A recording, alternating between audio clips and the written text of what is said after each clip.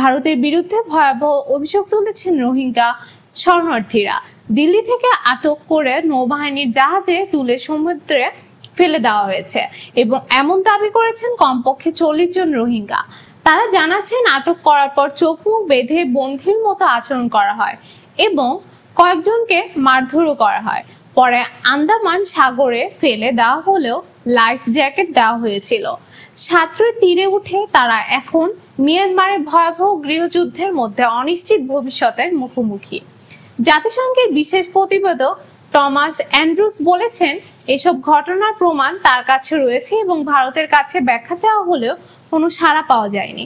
জাতিসংঘ অভিযোগ করেছে, এভাবে রোহিঙ্গাদের সমুদ্রে ফেলে দিয়ে ভারত তাদের জীবনকে চরম ঝুঁকিতে ফেলেছে। 2017 সালে মিয়ানমারে সেনা অভিযানের পর লাখো রোহিঙ্গা বাংলাদেশে আশ্রয় নেয়। বর্তমানে বাংলাদেশের রোহিঙ্গা সংখ্যা 10 লাখের বেশি। ভারতে আনুষ্ঠানিকভাবে রোহিঙ্গাদের শরণার্থী মর্যাদা দেওয়া হয়নি, বরং অবৈধ অভিবাসী হিসেবে চিহ্নিত করা হয়েছে। হিউম্যান রাইটস ওয়াচের হিসাব মতে ভারতে অন্তত 40,000 রোহিঙ্গা বাস করছে। এই ঘটনায় আতঙ্কে আছেন ভারতে থাকা রোহিঙ্গারা। অনেকে গা ঢাকা দিয়েছেন, কেউ ঘর থেকে বের হতেও ভয় পাচ্ছেন। দিল্লির রোহিঙ্গা যুবক নুরুল আমিন ক্ষোভ প্রকাশ করে বলেন, মানুষকে কিভাবে এভাবে সমুদ্রে ফেলে দেওয়া যায়?